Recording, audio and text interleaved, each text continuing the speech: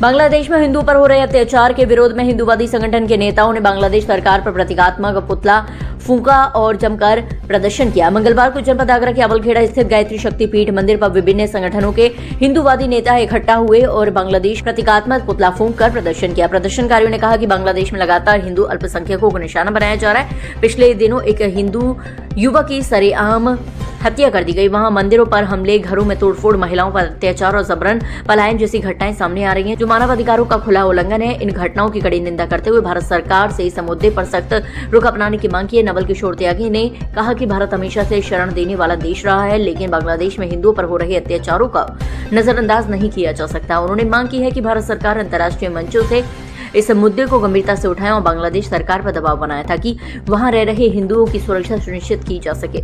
इसके साथ ही प्रदर्शनकारियों ने भारत में अवैध रूप से रह रहे बांग्लादेशियों को देश से बाहर किए जाने की भी मांग की। उनका कहना था कि अवैध घुसपैठ से देश की सुरक्षा और संसाधनों पर असर पड़ता है, इसीलिए तत्काल कार्रवाई होनी चाहिए। इस दौरान ध्रुव चौहान, बनवारी सिंह, सोनू सिंह, लवकुश तोमर, धर्मेंद्र सिंह, मनोज, गजेंद्र सिंह, गोलू प्रधान आदि उपस्थित रहे। ये हमने जिहादी आतंकवाद का पुतला फूंका है आज आवलखेड़ा की पवित्र भूमि पर।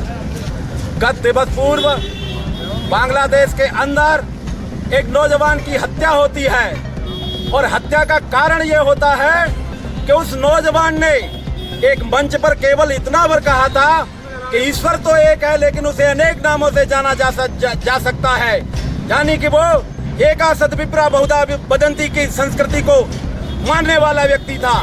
इसी छोटे से बात के ऊपर एक धर्म विशेष या कई जिहादी मुसलमानों ने उस पर ईज निंदा का आरोप लगाया कि ये हमारे अल्लाह से बगावत कर रहा है, और उसके साथ इतना बड़ा अमानवीय कृत्य किया गया कि उसे लाखों की भीड़ में सड़क पर घसीटा गया। वो जीवन की भीख मांगता रहा, दया की भीख मांगता रहा, और लाखों हत्यारे जिहादी ये उस खेल को देखते रहे और उस पर ईंटों पत्थरों का पथराव करते रहे। बांग्लादेश मुर्दाबाद, बांग्लादेश मुर्दाबाद, बांग्लादेश मुर्दाबाद। उसके बाद भी ये जिहादियों ने लाठी डंडों से उसके ऊपर इतने प्रहार किए कि उसके शरीर की सारी हड्डियां तोड़ दी।